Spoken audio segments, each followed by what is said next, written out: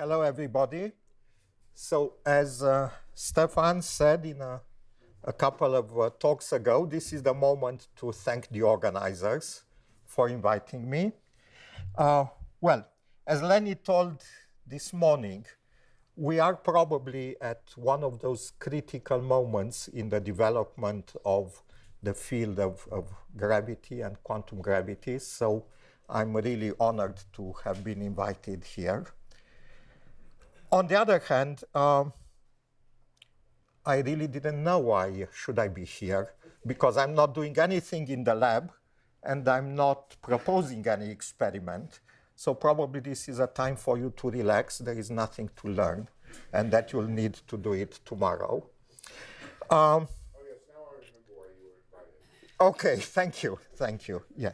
Well, actually, you know, when Stefan said that did his little demographic thing and he found that many of you do not work in quantum gravity, but he said that's not important. It is important to think like quantum gravity. Then I said to myself, oh, well, yeah, maybe I do that mysterious thing.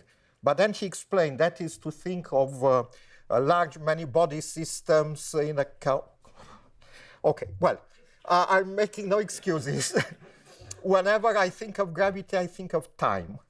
So when thinking what to tell you, I had a couple of different ideas, but one of them was to tell about time.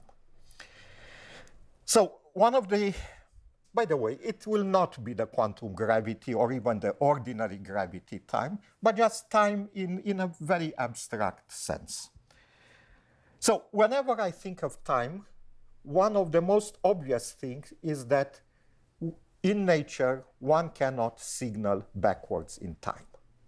Now, some of you may say, well, perhaps there are closed space-time loops or advanced and retarded potentials or whatever.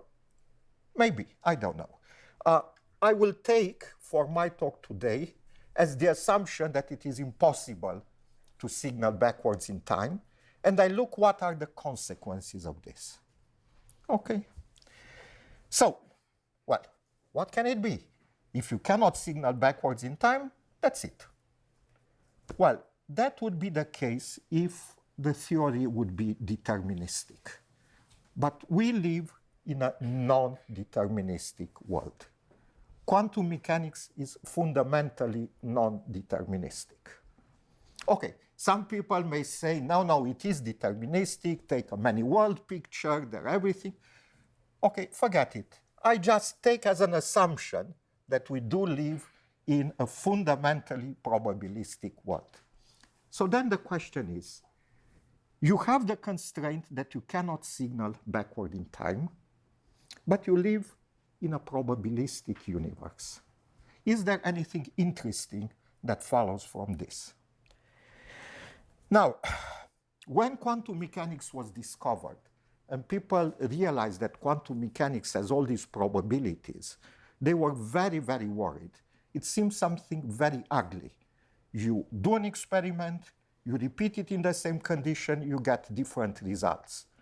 And people were hoping that this would just go away.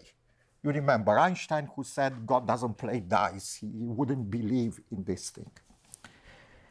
Well, my point is that actually a non-deterministic, fundamentally non-deterministic theory is a far more interesting one, because it gives liberties that a theory that is fully deterministic doesn't have. So there are phenomena that in a fully deterministic world would be forbidden because they would, I don't know, violate some principles of nature that we would like. But suddenly, they become possible under this umbrella of probabilities. So one of the most famous things is about non-locality, Bell inequality violations, and so on. So we have the fact that one cannot signal faster than light. Now, in a deterministic theory, if you do something here and something immediately changes there, that would allow you signaling. However, if the thing that changes there was random and you cannot see the change immediately, this allowed for non-locality. So non-locality is an example when, let's say, the particles talk faster than light, but it doesn't violate anything under this umbrella of randomness. So that gives some interesting liberties. And the question is there something interesting if I think of time and talking backward in time? Now, just to make a parenthesis, when thinking of non-locality, long ago, Aharonov already told me, look, if you think, so non-determinism is in some sense necessary to allow non-locality. But you could have a theory that is fundamentally non-deterministic and doesn't have any non-locality in it. It's possible. On the other hand, if you impose that the theory would have non-local phenomena, then you immediately deduce that the theory must be non-deterministic. So one of the basic features about nature, non-determinism, appears immediately as a consequence of non-locality. Therefore, non-locality is a far more basic thing than non-determinism. And I've been thinking along those lines for many, many years. And in fact, I tried even to see whether non-locality would lead to quantum mechanics. And with Daniel Rohrlich, we found no, that is not the case. In fact, you can have theories that are even strongly correlated non-locally than quantum mechanics, which then raised interesting questions. Perhaps such stronger correlation exists in nature, but we haven't found them yet. Or if they don't exist, perhaps there are other interesting deep axioms, deep principles that forbid one to have stronger correlations. Stronger correlations would violate the principles of quantum mechanics, no? Yes, they would violate quantum mechanics. Quantum mechanics would not be correct, but they would not violate signaling. Now, more or less in that vein, I would approach my talk today. But what I want to say is that although for many, many years I believed that non-locality is the primordial thing, meanwhile I sort of changed my view because I realized that non-determinism, in fact, has many other consequences and permits many other phenomena apart from non-locality. Therefore, what I'm interested in is to explore all the range of possibilities that are offered by the fact that we live in a non-deterministic world.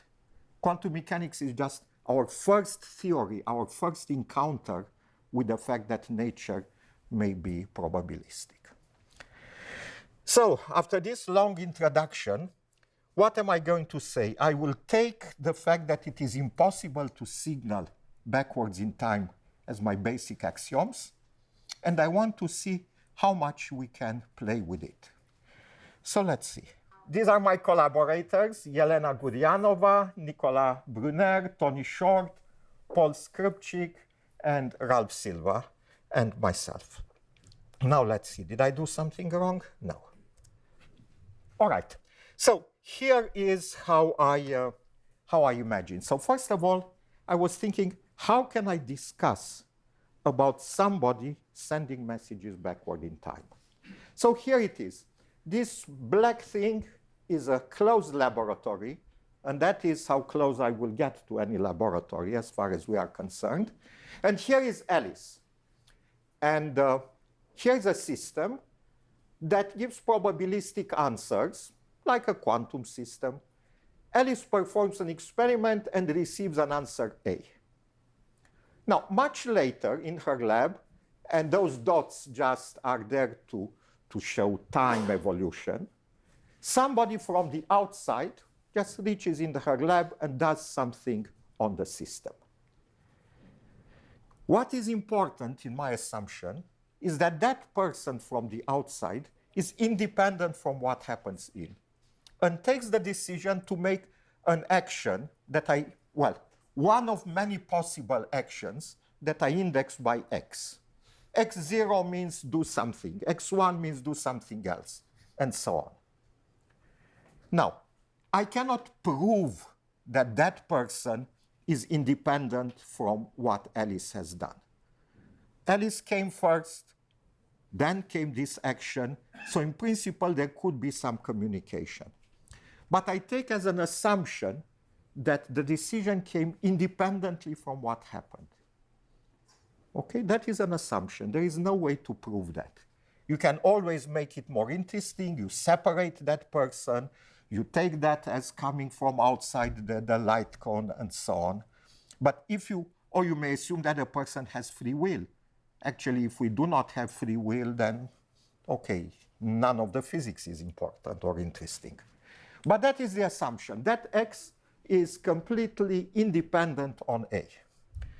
So the entire physics here is encoded into the probability that Alice sees the answer A here, conditioned by the fact that later the action X occurred on her system. Now, if that probability, we imagine that she has many copies of this thing, so she can see some statistics. If that probability would depend on X, then she could receive a message backward in time. So the basic thing is very trivial.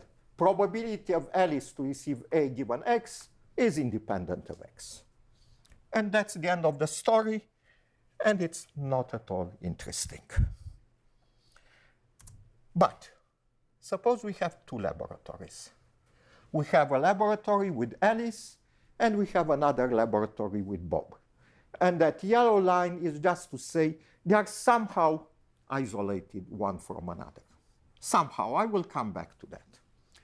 And in a similar way, there is Bob performs an experiment, gets answers B, somebody later makes one of different actions indexed by Y, and the entire physics is encoded into the joint probability that Alice and Bob saw A and B given X and Y. Now, what is important, however, is that this joint probability is not apparent to them immediately. Alice is in her lab, and all she sees the probability of A given X and Y, which is the sum of all possible outcomes of B. That is what she sees. Similarly, Bob sees the reduced probability of B given X and Y, which is the sum over all possible A's. Much later, when everything happens, they come together and they look at the correlations. And then they found out what the joint probability is. So what shall we demand now? Well, here's what I will demand now. I will say that the probability that Alice sees in her lab, this is the minimum demand as a function of X and Y, is independent on X.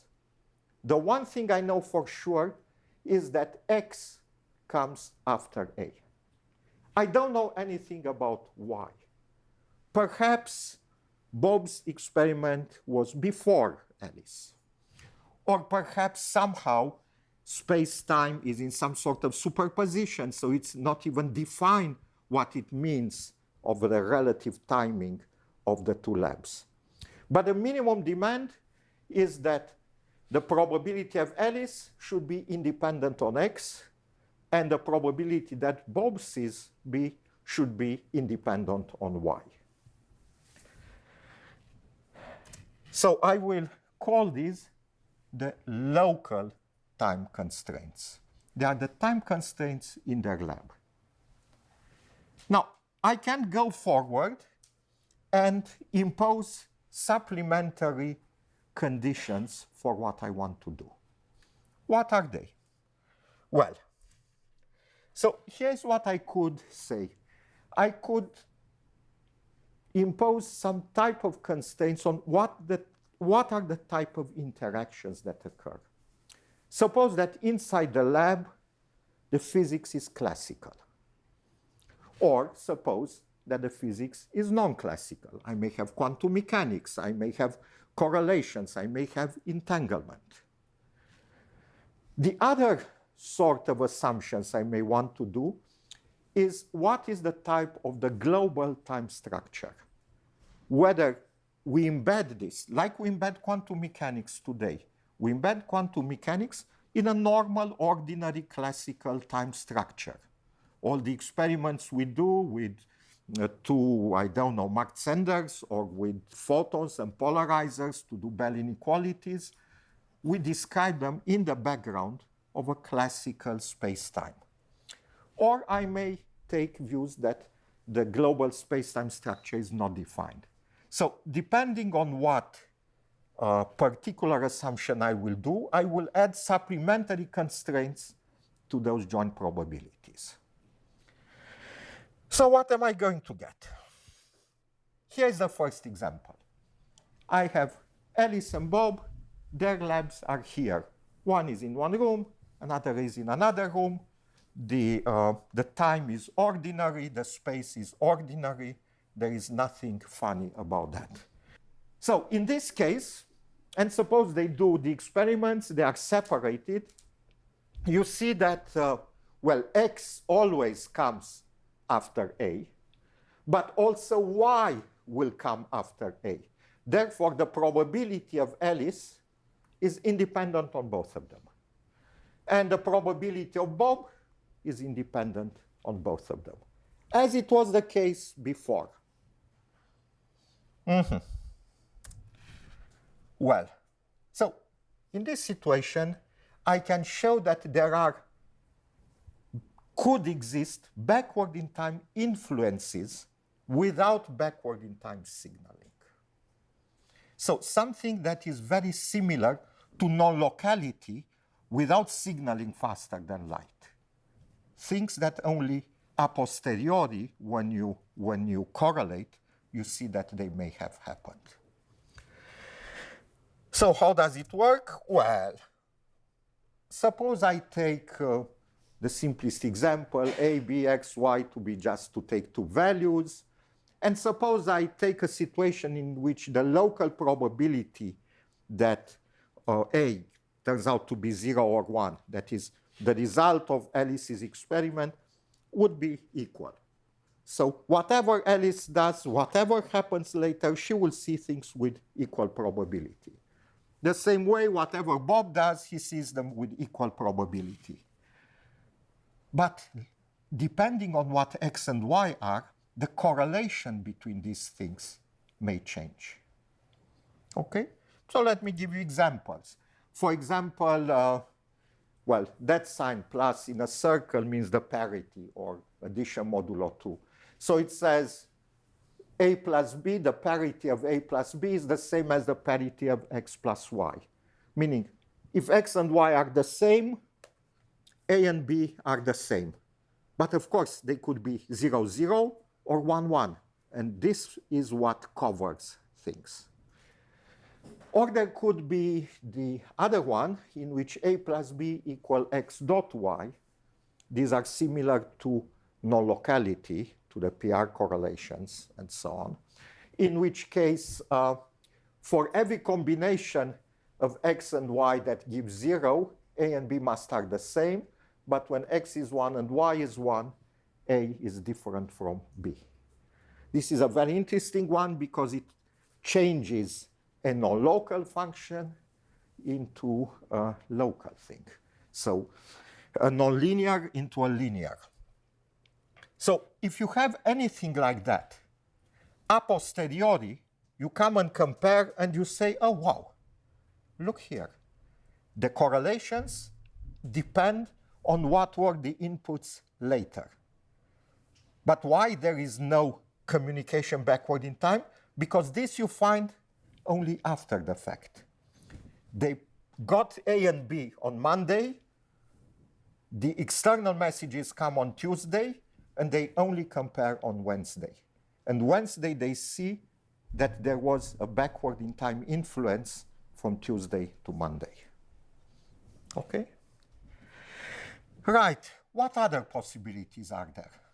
Well, it is possible, for example, that Bob's experiment took place before Alice, and then Alice's system is affected by a message from Bob.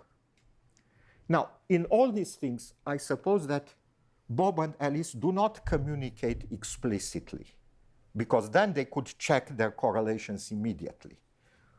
If Bob by any way affects Alice, it will only affect her system, and Alice learns from that only via A. That is the main thing.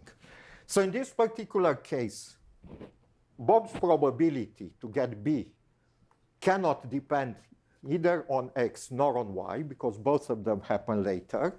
But the probability of Alice to get A may depend on Y that happens before that. Right. What else? Here's another situation. I again assume classical time, so the ordering of Alice and Bob is fixed. But suppose that in any run of the experiment, this order may change. And then I ask, what are the type of joint probabilities that are obtained? Well, they would be mixtures of what happens here and what happens there. So in this case, I have an indefinite or an unknown ordering. But now you may ask, but this ordering is very well established in each round.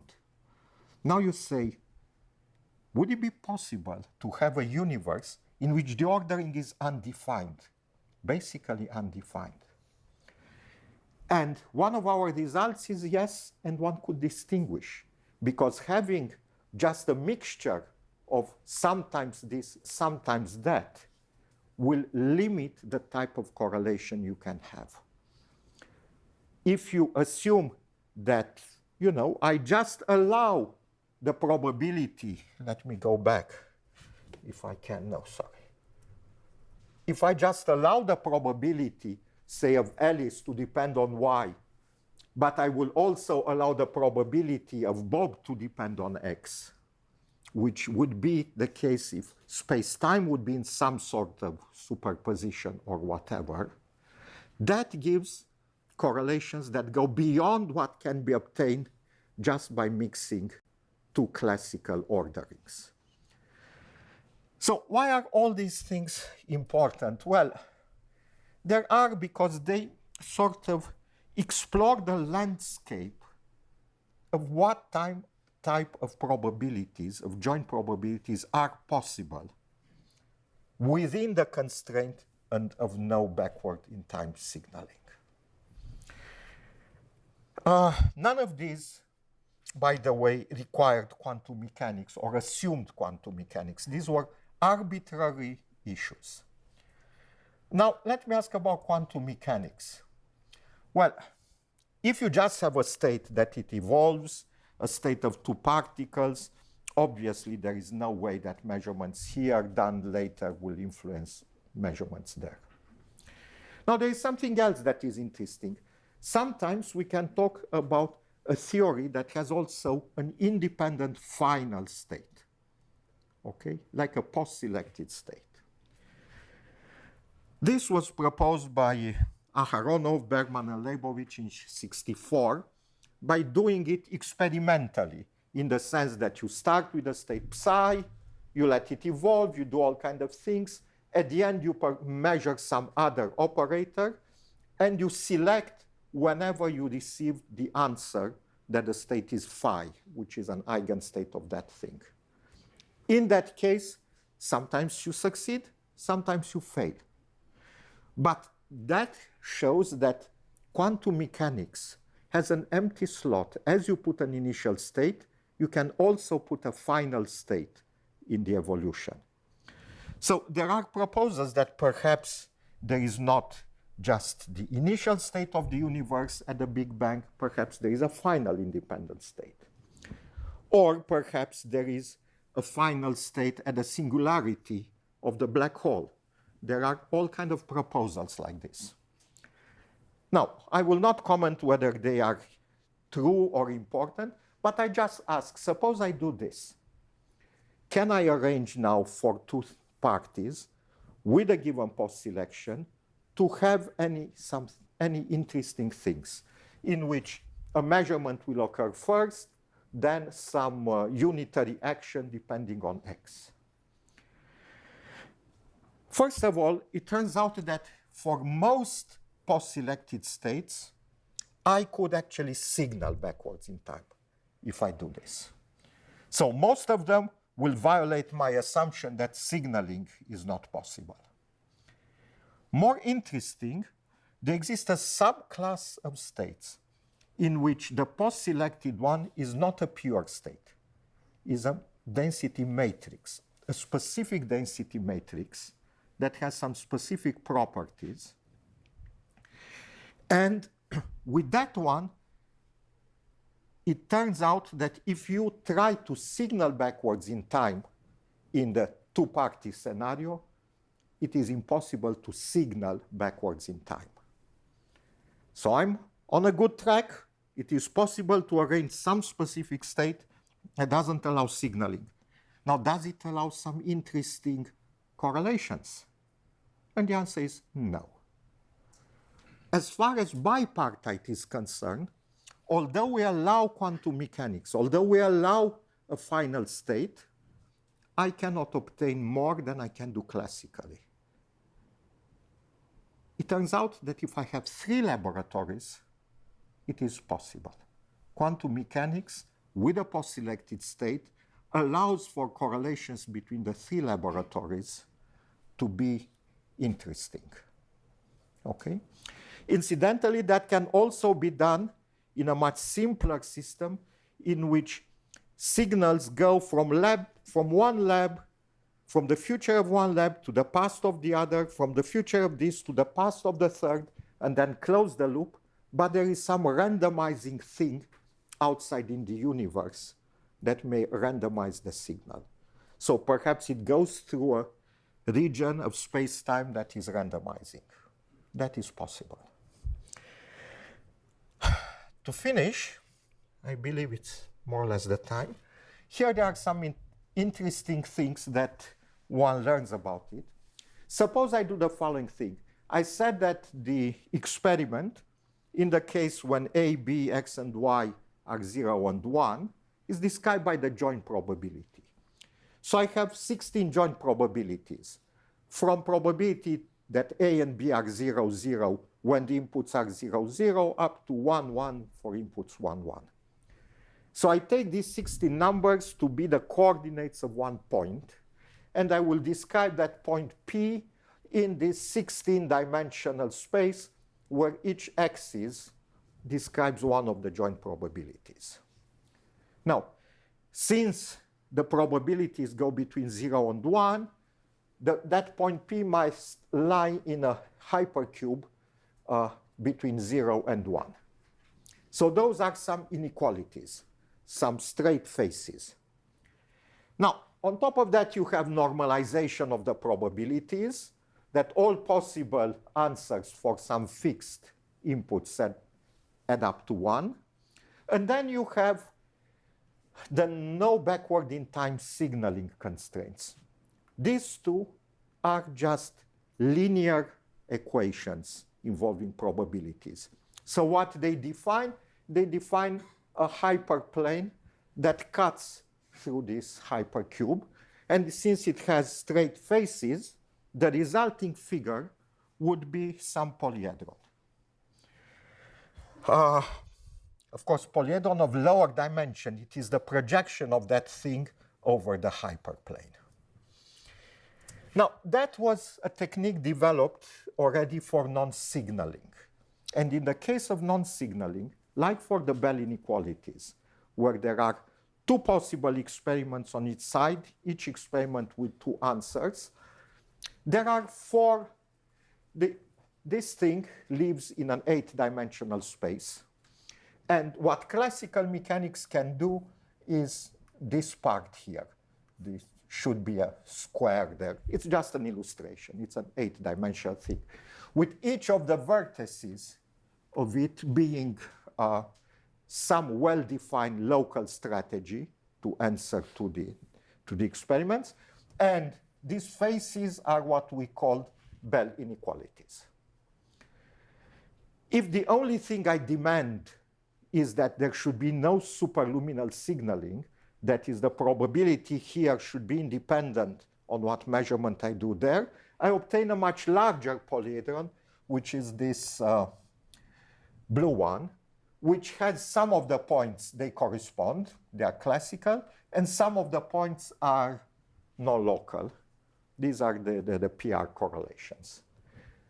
Quantum mechanics is constrained basically by the fact that the